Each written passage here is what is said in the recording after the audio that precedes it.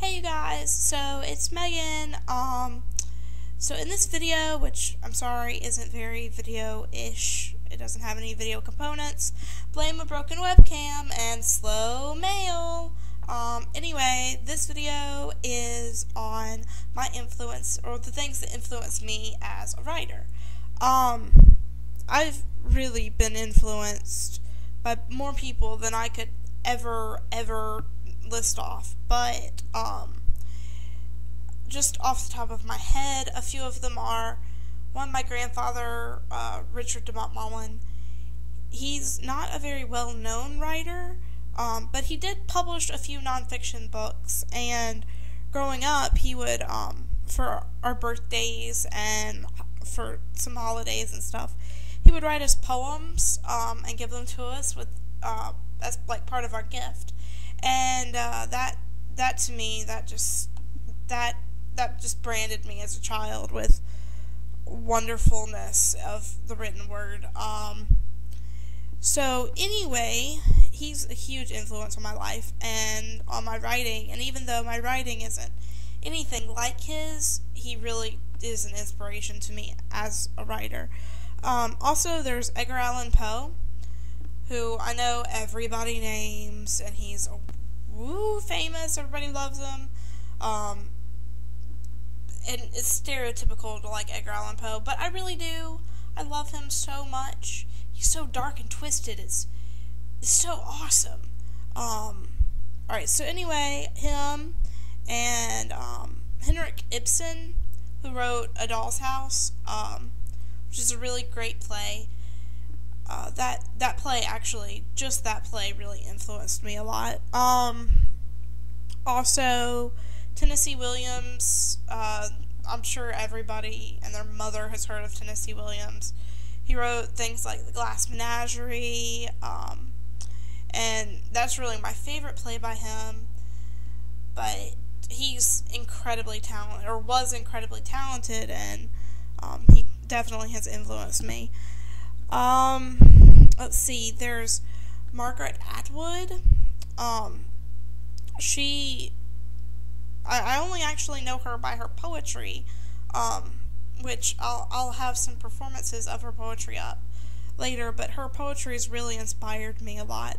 And so has Marge Piercy. She is another poet that has really inspired me. Matty J.T. Stepanek. Oh, I love Matty Stepanek. His poetry, it's so simple and beautiful, and it's influenced me so much, and he was a gift to the world. He passed away way too early. Way too early. So that's them. Oh, Phyllis Whitney. I read a lot of Phyllis Whitney growing up, and I love her books. I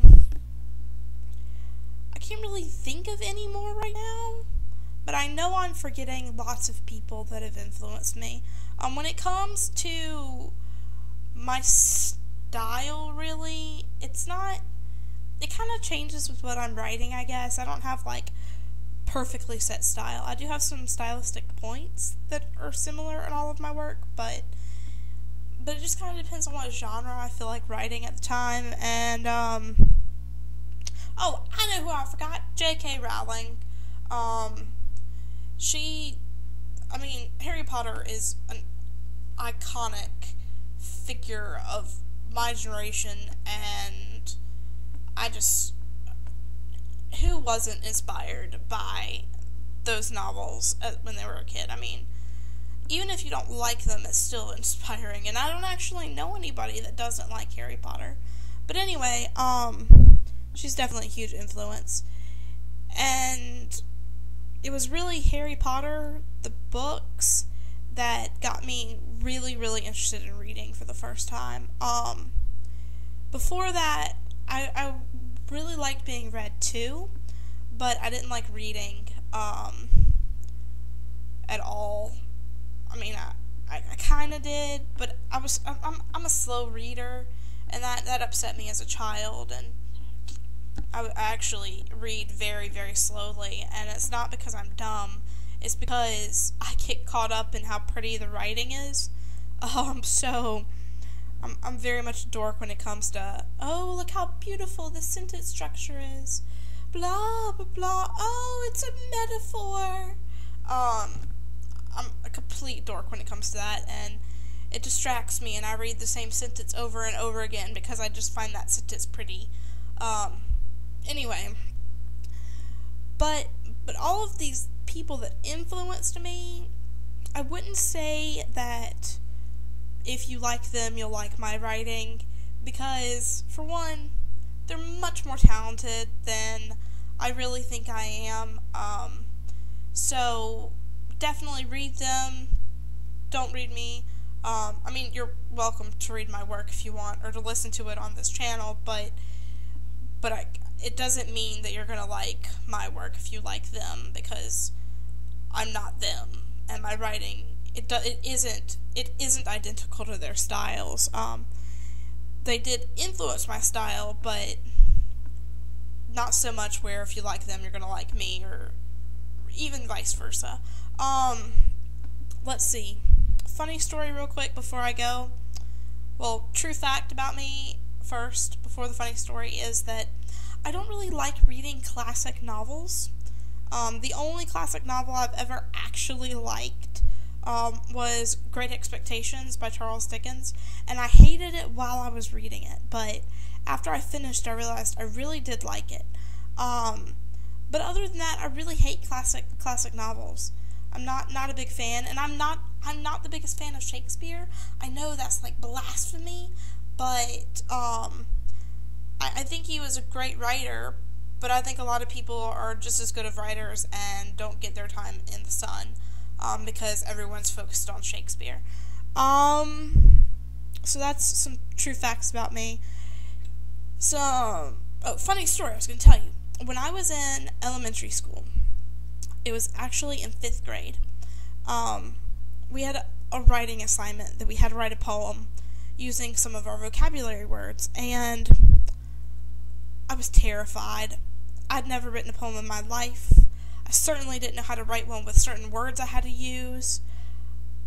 So I went home, terrified about writing this poem, and I cried. I cried so hard. Mom, I don't know how to write this poem, and I'm not going to get a good grade. Well, Mom made me write it, calmed me down, made me write it, taught me into, being calm enough to actually try to write the thing. And I turned it in to my teacher, and when we got them back, we had to share them with the class. And this guy I knew that was in my class actually came up to my mom that afternoon, because my mom taught at my school, and he said, Megan wrote this great poem, and she should read it to you, but she shared it in class, and it was great, and it was that poem that I'd cried about. So I guess that's really what really got me started writing, was poetry, and after that I started writing more non-poetry, more prose stuff, but I'm trying to get back to more poetry stuff. Anyway, so this video is atrociously long, so I'm going to stop it and look forward to the next one, which will be influences in music. Alright, so have a great day, night, whatever. Peace.